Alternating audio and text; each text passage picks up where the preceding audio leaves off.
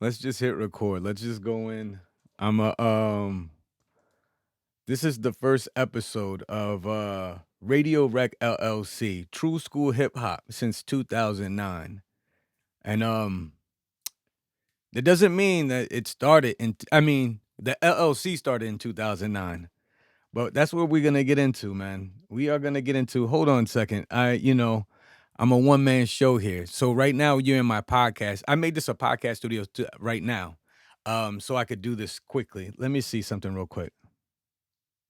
Let me see something real quick. I'm just gonna go live on Instagram just for a little bit to see if I can, hold on a second. All right, so it's going live. I guess I don't have to write what's the name? No title or whatever. We just gonna let it ride there. I'm gonna focus on this right here, what's right in front of me. And I think that's why I made this podcast, this Radio Rec LLC, True School Hip Hop since 2009. And I'm using YouTube's what is it? Their podcasting situation to start a new podcast, right? I've been podcasting on and off, but right here, I have a whole agenda. And just so you know, so we're on the same page, we're going to talk about it. We're going to talk about, I'm going to tell you the real truth about being an independent recording artist and record label owner. And this is like the stories that I wish I had, when I got started to understand. I already knew, how people say it's 10 years to be an overnight success. Well, from my understanding, from walking this walk that I've walked, it's really like 20 years to be an overnight success. I mean, and it just depends on what you consider to be successful, right? You gotta, I was doing this out of high school and working a job. Then I had a family, made a little bit of money here and there, lost a job, got a job, a lot of things happen. And I got into business with my brother for a little bit. When I got, and then we got up to a point where we made this LLC after doing some serious shows. I'm just giving you a quick intro, but after doing some serious shows and getting a little bit of money, we went to go and see an entertainment attorney, which shout out to Chris Cabot, by the way, who we already knew, we had his number, since 2006, I want to say, but it wasn't until 2009 that we thought we were ready for the LLC. Right. Because we were doing things we weren't really profiting. A lot of money was being spent trying to build up a name. And then we finally got somewhere. And then we saw Chris Cabot to make an operations agreement to lay out the terms of what we're going to do and how we're going to proceed. And then boom, after 2009, once we set up the Radio Rec LLC, my brother leaves as a partner. And we're going to talk about all this stuff, but I want to give you a synopsis of what's going on, right? This is the first episode. Hey, what's going on? This is the first episode of Radio Rec LLC, True School Hip Hop since 2009. And like I said, the LLC started in 2009, okay? But the music I was doing prior that to built up, it was a sole proprietorship and a partnership, like I was saying, with my brother. And then, like I said, we got to 2009. And so when we made the LLC, I lost my partner in the first year. And then the second year, we're still going. Then it wasn't really profitable. From the LLC, I'm going to say like the first 7 years wasn't profitable. It wasn't until these last 7 years. So these are all the things, like I said, these are all the stories. I'm going to tell you the real truth about being an independent recording artist and a record label owner. And like I said, these are all the stories I wish I had when I got started coming out of high school and what it was really going to take. And like I said, I already knew, from hearing the stories, I wasn't looking for any limo to pull up or somebody to fly in and save me and stuff like that. I had a firm grip of, I wanted to build a business. I just didn't think it was going to take this long. And I didn't see my business being the way that it is right now.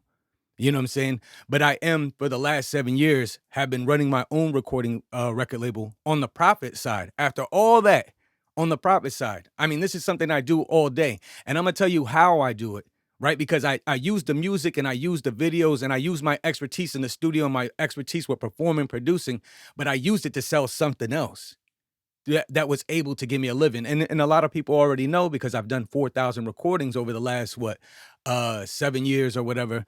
And a lot of that things that I sold was voiceovers and my skills in vocals, recording vocals for people. And then my skills in songwriting at times for producing.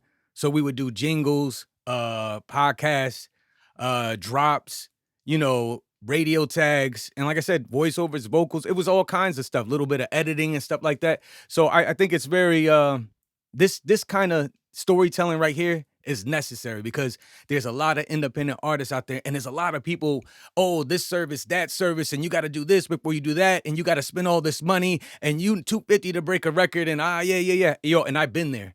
You know, 150 of my own bread that I spent, and you just can't compete to the record label. So what they're talking about is having a big budget, but having a big budget means that either you're coming from a rich uncle, aunt, family member, or you're going to the label and hoping they'll be your daddy Warbucks. But the only problem is, you know, they're bossing you around when it's their money. When it's your money, you might not have the same money, and you're gonna have slow growth. But it gives you a chance to build your business brick by brick by brick. And if you're patient, you know, so record label, I bet you didn't know this, right? You know how like a copyright, when you copyright a song, it lasts your lifetime plus 75 years, right? But did you know that a company, like a corporation, LLC that owns it, it goes your lifetime plus 90 years of, well, the record label's lifetime, whatever that is, and then 90 years after that. Or something like that.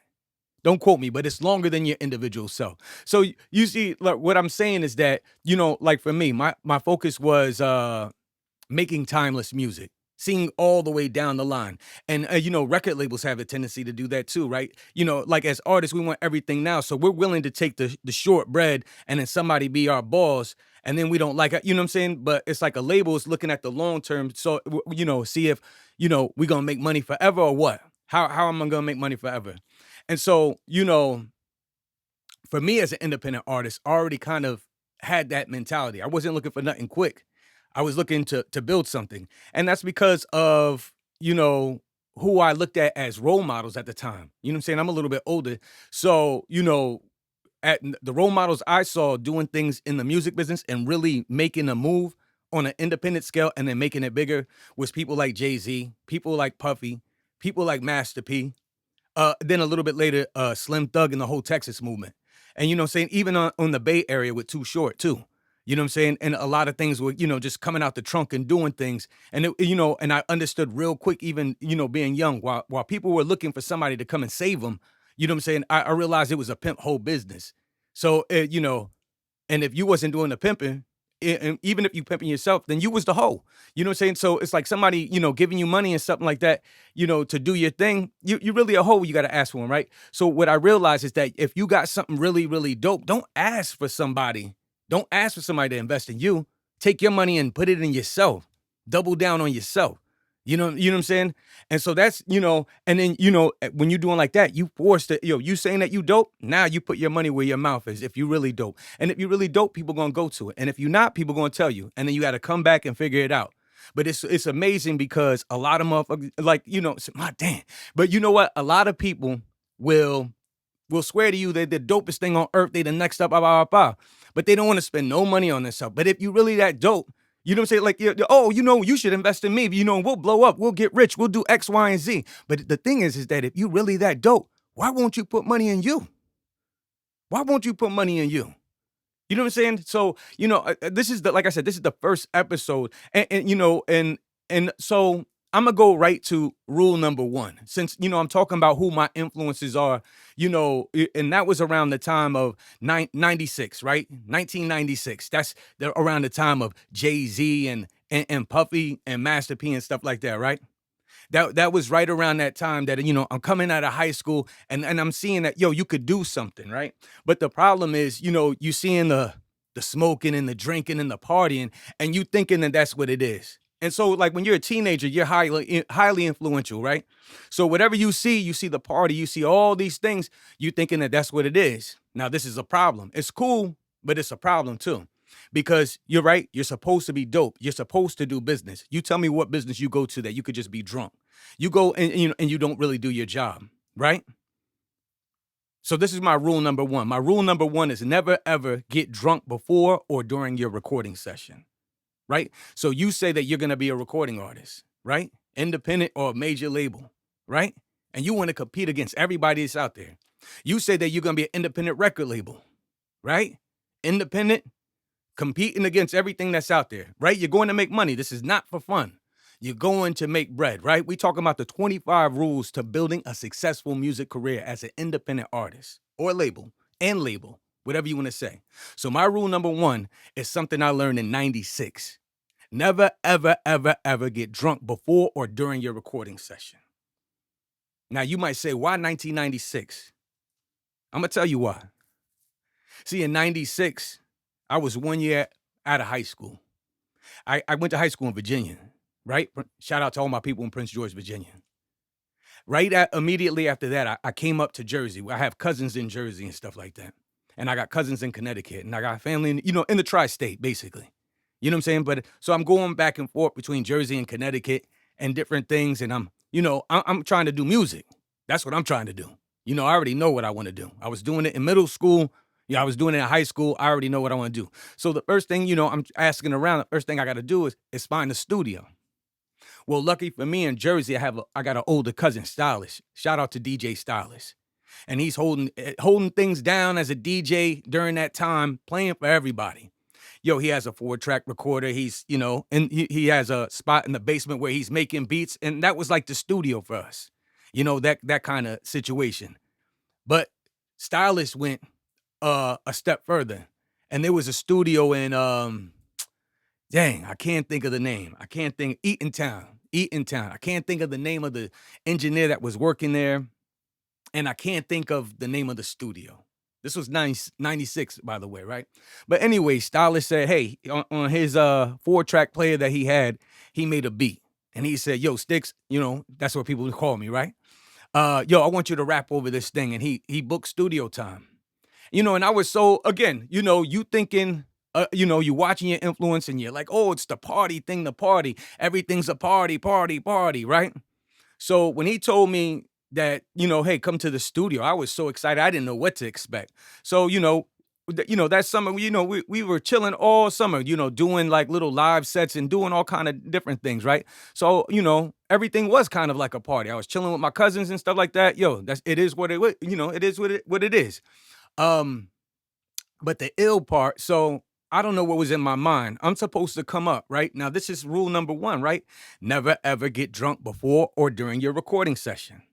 And this is how I learned real quick. Because I was so excited, I came to the studio with not one, but 2 40s, right? With 2 40s. Now, at this time, I'm all about 145 pounds, right?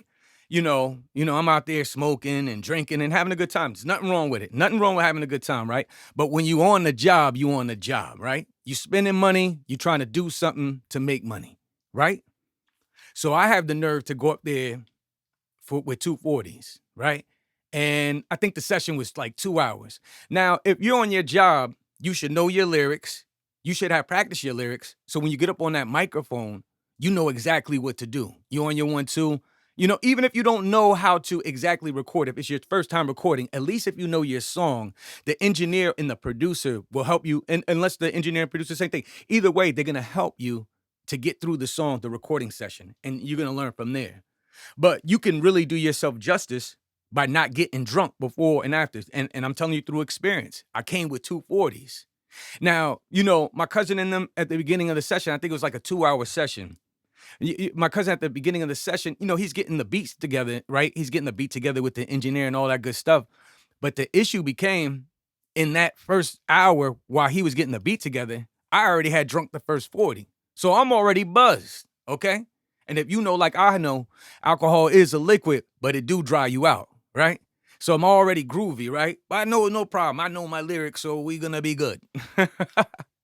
Or at least that's what I said. So then he says, hey, yo, Sticks, you ready? You gonna go in the booth? Yeah, I'm ready. Let me take another drink. You right? So I'm about, a quarter of the way in my second 40, and I'm ready to record. Engineers loading up the beat. Here we go. Boom, boom, boom, boom. And I'm just going, slurring. You know what I'm saying? I'm saying my rhymes. But, but I at the same time, I'm not really saying it clear. I'm not really having no, it's just a drunken style. Now, if it's the drunken style that you were going after, then hey, that's a good thing. But if it's not, and you're trying to do what's best for the record, right? Because see the thing here, another thing, a little star to that, never ever get drunk before or during your recording session. Another star is that as an independent artist, or as any kind of artist, Your job is to be dope. You get no kudos for that. You supposed to be dope. You supposed to be on top of your game. You supposed to deliver the performance and the lyrics at the best of your ability. The music supposed to be at the best, right? You want people to buy it. Think about when you go to restaurants and you do, you wouldn't give them no bread if it was crappy service or crappy food. You wouldn't, if you did, you'd be like, I'll never come in here again. So same thing with the recording, right? So you want to be at your best. How can you be at your best? And especially if you were singing, but we're going to take rapping and singing, whatever. How can you be at your best if you're dried out, right? On the microphone. How can you be at your best if you're buzzed or even just sloppy drunk? Think about the time that you're wasting in the studio, partying. You could party afterwards, right? You think a lot of times when you're drinking and throwing it back that you're holding it together. But you think about this. There's a reason why you can't operate heavy machinery while you're in there, right? There's a reason. You're not as alert. You're not as sharp, right? So, again, even before you're getting paid to be a recording artist in a record label, you need to treat it like it is your job in your business and go up there and knock it out.